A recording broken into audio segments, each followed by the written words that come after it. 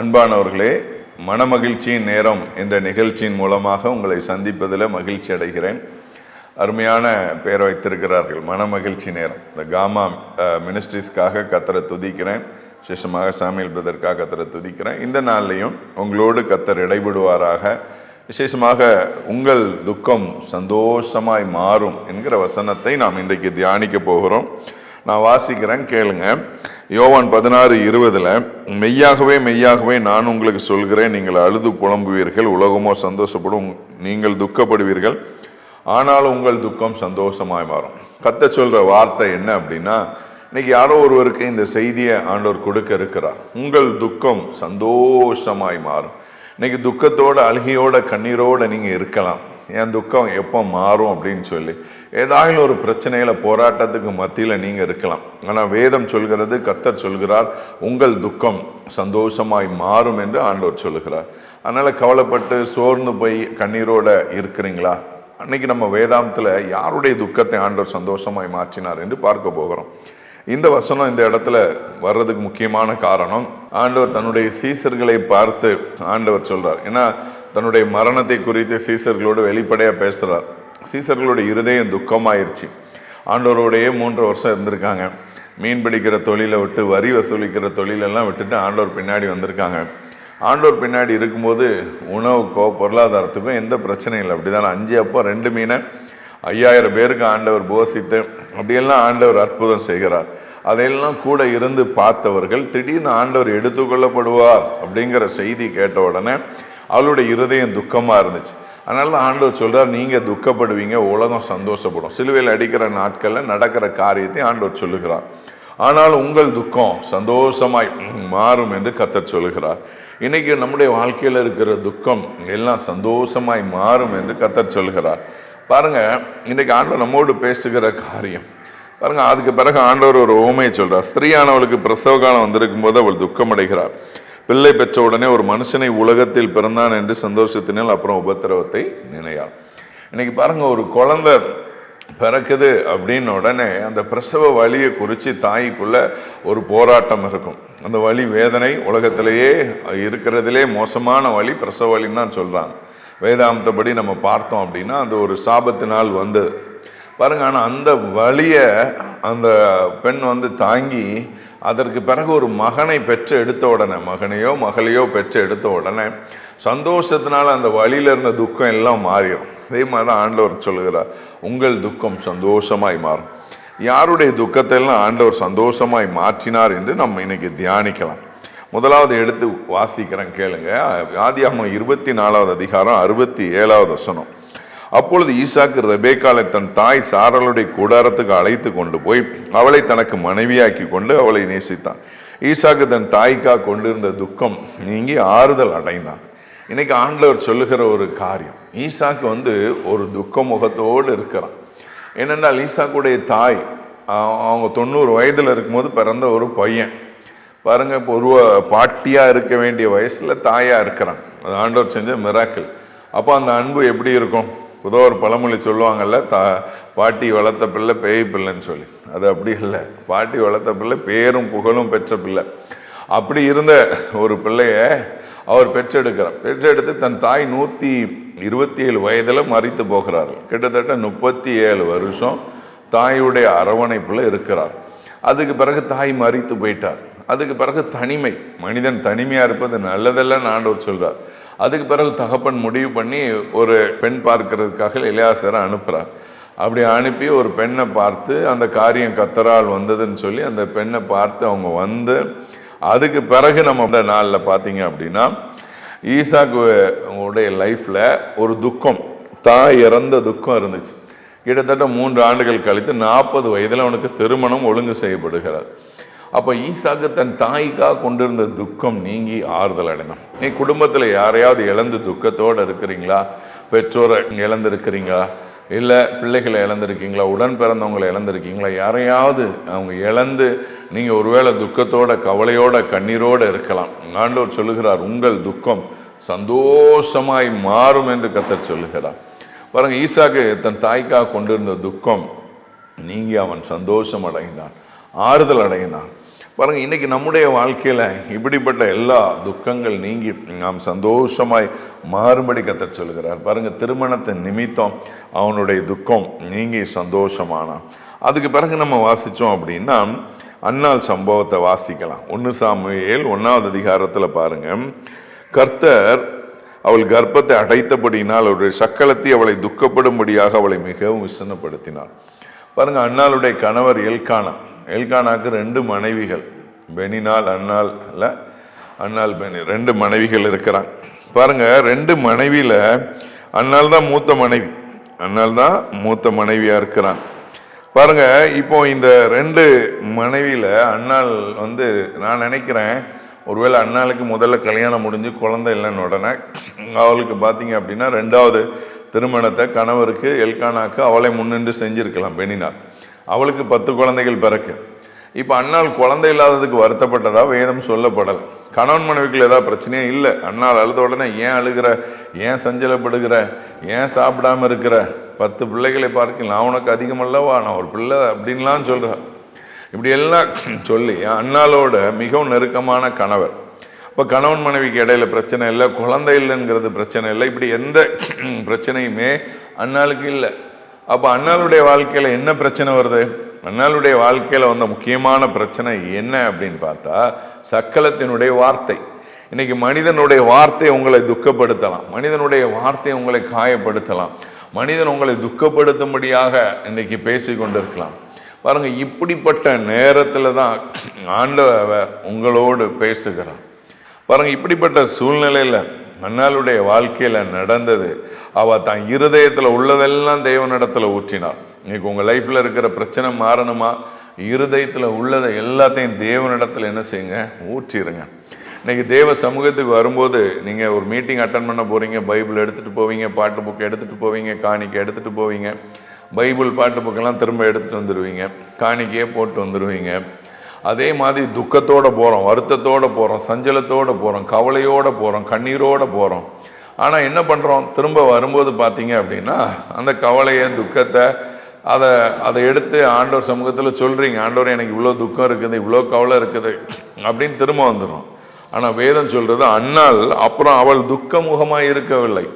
அப்போ தேவ சமூகத்துக்கு நீங்கள் வரும்போது துக்கத்தோடு வரலாம். இந்த செய்தியை கேட்டுட்டு இருக்கிறவங்க இந்த வேலையில் நீங்கள் துக்கத்தோடு இருக்கலாம். ஆனால் இந்த செய்தி முடிந்த பிறகு நீங்கள் துக்கத்தோடு இருக்கக்கூடாது. இனிமேல் உங்கள் துக்க முகமாய் நீங்கள் இருக்கக்கூடாது. சிலர் பார்த்தீங்க அப்படின்னா எப்போவுமே கவலையோட கண்ணீரோடு இருப்பாங்க, உடைக்கப்பட்ட சூழ்நிலையில் இருப்பாங்க. இன்னைக்கு அப்படிப்பட்ட எல்லா சூழ்நிலைகளையும் கர்த்தர் மாற்ற விரும்புகிறார். இந்த துக்கம் எல்லாம் நீங்கி நீங்கள் சந்தோஷமாக இருக்கணுங்கிறது தேவனுடைய விருப்பமாக இருக்கிறது. பாருங்க, அன்னாளுடைய துக்கம் மாறிச்சு, ஆண்டவர் அவளை சந்தோஷமாய் மாற்றினார். 2ஆம் அதிகாரம் 1ஆம் வசனம் பின்பாகத்தில் உங்களுடைய ரட்சிப்பினால் சந்தோஷம் அடைகிறேன் அப்படின்னு நீ பாருங்க. அன்னாளுடைய வாழ்க்கையில் அவள் சந்தோஷம் அடைகிறாள், அவளுடைய துக்கம் சந்தோஷமாய் மாறிச்சு. இன்னைக்கு உங்களுடைய வாழ்க்கையில் இருக்கிற எல்லா துக்கமும் சந்தோஷமாய் மாறும்படி கர்த்தர் விரும்புகிறார். இன்னைக்கு கர்த்தர் உங்களை ஆசீர்வதிக்க விரும்புகிறார். குழந்தை இல்லைங்கிற துக்கம், அவன் நினைச்ச அந்த குழந்தைய பொருத்தனை பண்ணி இதை ஆண்டவர் கொடுத்துட்டா போதும், என் மலடிங்கிற என்னுடைய நிந்தை மாறணும்னு நினைச்சான். ஆனால் கர்த்தர் அதற்கு பிறகு 5 குழந்தைகளை கொடுத்தார். ஆக மொத்தம் 6 பிள்ளைகள். அதற்கு பிறகு குமாரத்திகளை கொடுத்து கர்த்தர் ஆசீர்வதிச்சார். இன்னைக்கு பாருங்க, ஒரு தாயார் அப்படி தான் 13 வருஷம் குழந்தைகள் ஆண்டவர்கிட்ட ஒப்பு கொடுத்தாங்க. ஆண்டவரே எனக்கு ஒரு குழந்தை கொடுங்க ஆண்டவரே, ஊழியத்துக்கு அவனை ஒப்பு கொடுக்குறேன். அவனை ஒப்பு கொடுத்தான். கொஞ்ச நாள் கழித்து அடுத்த ஒரு பிள்ளையை ஆண்டவர் கொடுத்து ஆசீர்வதித்தார். பொருத்தனையை நிறைவேற்றுங்க. கர்த்தர் நிச்சயமாக உங்கள் வாழ்க்கையில் பெரிய காரியங்களை என்ன செய்வார். அன்னாளுடைய கர்ப்பத்தை கர்த்தர் தான் அடைத்திருந்தார். ஏன் அப்படின்னா அவருக்கு சாமுவேல் தீர்க்கதரிசி தேவைப்படுகிறது. அந்த தேசத்தை அசைக்கக்கூடிய, அந்த தேசத்தை கலக்கக்கூடிய மிகப்பெரிய தீர்க்க தரிசியை கர்த்தர் எழுப்பினார். பாருங்க, இன்னைக்கு உங்களுடைய வாழ்க்கையில் ஒரு ஆசீர்வாதம் தடைப்பட்டு இருக்கிறதா? காரணம் கர்த்தரிடத்துல கேளுங்க. கர்த்தர் பெரிய காரியங்களை செய்து உங்கள் வாழ்க்கையை ஆசீர்வதிக்கிறதுக்கு வல்லமையுள்ள ஒரு ஆண்டவராய் அவர் இருக்கிறார். அடுத்து நம்ம வாசித்தோம் அப்படின்னா 1 நாளாகமம் 4ஆம் அதிகாரம் 9-10 நான் வாசிக்கிறேன் பாருங்க. யாப்பேஸ் தன் சகோதரரை பார்க்கிலும் கனம் பெற்றவனாய் இருந்தான். அவன் தாய், நான் துக்கத்தோடு அவனை பெற்றேன் என்று சொல்லி அவனுக்கு யாப்பேஸ் என்று பெயரிட்டார். யாப்பேஸுடைய பெயருக்கு அர்த்தம் தெரியுமா? அவனுடைய பெயருக்கு அர்த்தமே துக்கம். ஒருவேளை நம்ம ஊரில் அது யாப்பேஸ்னு உடனே புரியலை, ஆனால் அவனை யாப்பேஸ்னு பெயர் வச்சா துக்கம். அவனை கூப்பிடும்போது அவங்க ஊரில் உள்ளவங்களுக்கு அந்த மொழி புரிஞ்சிருக்கும்ல, வா துக்கம் போ துக்கம். அவனை உற்றார் பக்கத்து வீட்டுக்காரங்க ஒருவேளை எல்லாருமே அவனை துக்கம் அப்படின்னா கொஞ்சம் கூட்டிருப்பாங்க. அப்படி துக்கத்தோடு அவனை அவன் தாய் என்ன செஞ்சா? பெற்றெடுத்தா. பாருங்க, அந்த துக்கம் எல்லாம் நீங்கி அவனுடைய வாழ்க்கையில் ஆசீர்வாதத்துக்கு வர்றதுக்கு காரணம் என்னன்னா, 4 பக்கம் அவனை எல்லாரும் துக்கம்னு சொல்றாங்க. ஆனால் அவன் ஒரு முடிவு எடுக்கிறான். இந்த பக்கம் துக்கம், அந்த பக்கம் துக்கம், அங்கே துக்கம், இங்கே துக்கம், ஒரே ஒரு இடம் தான் மேலே. பாருங்க, நச்சு 4 வார்த்தை ஜெபம் பண்றான். யாப்பேஸ் தன் சகோதரரை பார்க்கிலும் கனம் பெற்றவனாய் இருந்தான். அவன் தாய் அவனை துக்கத்தோடு அவனை பெற்றேன் என்று சொல்லி அவனுக்கு யாப்பேஸ் என்று பெயரிட்டான். யாப்பேஸ் இஸ்ரவேலின் தேவனை நோக்கி முடிவெடுக்கிறான். இஸ்ரவேலின் தேவனை நோக்கி, தேவரீர் என்னை ஆசீர்வதித்து கேட்கிறான். ஆண்டவரே என்னை ஆசீர்வதிங்கப்பா. இன்னைக்கு ஆண்டவர் தான் உங்களை ஆசீர்வதிக்க முடியும். மனிதர்கள் உங்களை ஆசீர்வதிக்க முடியாது. பணம் நம்மை ஆசீர்வதிக்க முடியாது. சம்பளம் நம்மை ஆசீர்வதிக்க முடியாது. உங்களை என்னை ஆசீர்வதிக்கிற ஒரே ஒரு இடம் கர்த்தர் தான். கர்த்தரை நோக்கி பாருங்க. எல்லா பக்கமும் அடைக்கப்பட்ட நிலைமையில் இருக்கிறீங்களா? வாசல் இல்லாமல் இருக்கிறீங்களா? வழி தெரியாமல் இருக்கிறீங்களா? ஆண்டவரை நோக்கி பாருங்க. பாருங்க, அவன் தேவரீரனை ஆசீர்வதித்து என் எல்லையை பெரிதாக்குங்கள். இன்னைக்கு பாருங்க, நம்முடைய எல்லை என்ன செய்யணும்? பெரிதாகும். சில வீட்டில் பாருங்க, அந்த காலத்தில் பெரிய வீடாக இருக்கும். இந்த 4 பிள்ளைகள் என்ன அந்த வீட்டை 4ஆக பிரிச்சிருப்பாங்க. அந்த 4, அதாவது ஒரு தாத்தா காலத்தில் மிகப்பெரிய வீடாக இருந்தது, அப்படி 4 பார்ட்டாக மாறிடும். அப்படியே சின்ன வீடாக மாறிடும். அப்படியே மாறி மாறி மாறி மாறி பார்த்தா கடைசியில் பார்த்தீங்க அப்படின்னா அந்த வீடே ரொம்ப குட்டி வீடாயிரும். அதான். ஆனால் யாப்பேசுடைய ஜெபம் அப்படி ஆகக்கூடாது. ஒரு பெருக்கம். தன் சகோதரரை பார்க்கிலும் அவன் கனம் பெற்றவனாக இருந்தான். ஒரு பெருக்கத்தை தேவன் எதிர்பார்க்கிறார். இன்னைக்கு உங்களுடைய வாழ்க்கையில தேவன் அதை எதிர்பார்க்கிறார். ஒரு பெருக்கத்தை அவன் கேட்டான். பார்த்தீங்கன்னா ஒரு பெருக்கம். அது மாத்திரமல்ல, உமது கரம் என்னோடு இருந்து அவன் முடிவு பண்றான், ஆண்டவருடைய கரம் என்னோடு இருக்கும்படியாக.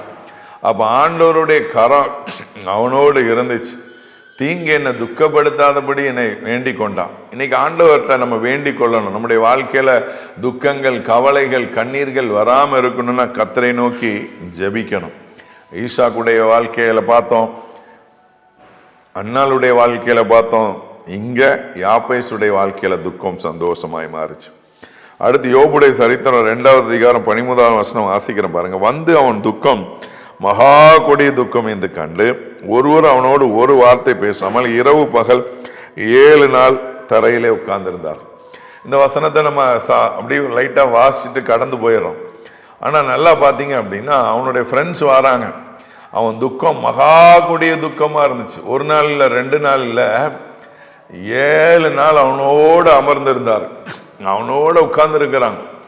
உட்கார்ந்துருந்தான். அவன் துக்கம் எப்படி இருந்துச்சான்? மகா கொடிய துக்கமா இருந்துச்சான். 1 நாள் இல்லை, 2 நாள் இல்லை, அவன் துக்கம் மகா கொடிய துக்கம். அவனோடு உட்கார்ந்து இருக்கிறாங்க.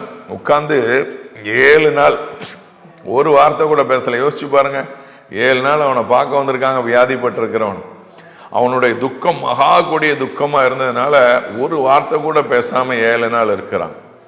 ஆனா ஆண்டவருக்கு தெரியும், யோபுடைய முடிவு கர்த்தருக்கு தெரியும். இன்னைக்கு உங்க பிரச்சனை சில நேரத்தில் ஆண்டவர் பதில் சொல்லாம அமைதியா இருப்பார். சில நேரத்தில் உங்க வாழ்க்கையில் அப்படி இருக்கலாம்.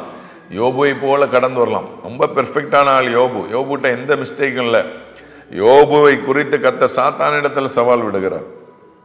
ஆண்டவருக்கும் சாத்தானுக்கு இடையில நடந்த உரையாடல் நிமித்தம் யோபு கர்த்தர் முன்னாடி அவனுடைய வாழ்க்கையில் அவ்வளோ சோதனை வந்துச்சு. இன்னைக்கு யோபுடைய துக்கத்தை கர்த்தர் சந்தோஷமாய் மாற்றினான். ரெட்டிப்பான ஆசீர்வாதத்தை கொடுத்தார். முடிவில் எல்லாம் டபுள். இன்னைக்கு குழந்தை இல்லைன்னு கண் கலங்கி இருக்கிறீங்களா? வருஷங்கள் ஓடிக்கொண்டு இருக்கிறதா? கர்த்தர் உங்களுக்கு மிகப்பெரிய ஆசீர்வாதத்தை தேவன் வச்சிருப்பார். அதை நீங்க பார்க்க முடியாது. ஹல்லேலூயா. ஒரு முறை ஒரு கிராமத்தில் ஜெபிக்க போயிருக்கும்போது 10 வருஷம் குழந்தை இல்லை. ஆண்டவர் சொல்லிட்டார், குழந்தை இல்லாதவங்க குழந்தை தருவேன் பிரசங்கம் பண்ணிட்டார். அடுத்த வருஷம் போனோம், குழந்தை இல்லாதவங்க குழந்தை தருவேன் பிரசங்கம் பண்ணிட்டார். அப்படி ஜோம் பண்ணிட்டு வந்தா 11 வருஷம் ஆச்சு. அதுக்கு பிறகு அவங்களுக்கு கர்த்தர் ஒரு அற்புதத்தை செய்தார். உங்களுக்கு குழந்தை பாக்கியத்தை கொடுத்தார். 2 பெண் குழந்தைங்களை கொடுத்து கர்த்தர் ஆசீர்வதிச்சார். இன்னைக்கு உங்களுடைய வாழ்க்கையில் அப்படிப்பட்ட ஆசீர்வாதத்தை கர்த்தர் செய்ய வல்லமையுள்ளவராக இருக்கிறார். உங்கள் துக்கம் எல்லாம் சந்தோஷமாய் மாறப்போகிறது. ஜோம் பண்ணுவோமா? தகப்பனே, உங்களுடைய கரத்தில் ஒப்பு கொடுக்குறப்ப இந்த செய்தியை கேட்கிற பிள்ளைகள் எல்லாருடைய வாழ்க்கையில் இருக்கிற துக்கம் சந்தோஷமாய் மாறட்டும். உண்மை நோக்கி பார்க்கிறோம். ஈசாக்குடைய துக்கத்தை சந்தோஷமா மாற்றினீங்க. அன்னாளுடைய துக்கத்தை, குழந்தை இல்லைங்கிற துக்கத்தை சந்தோஷமாய் மாற்றினீங்க. ஆண்டவரே அப்பா, யாப்பேசுடைய துக்கத்தை சந்தோஷமாய் மாற்றினீங்க. யோபுடைய துக்கத்தை சந்தோஷமாக மாற்றினீங்க. இன்னைக்கு உங்களுடைய பிள்ளைகளுடைய துக்கம் சந்தோஷமாய் மாறட்டும். இயேசுவின் நாமத்தில் ஜெபிக்கிறோம் பிதாவே. ஆமென்.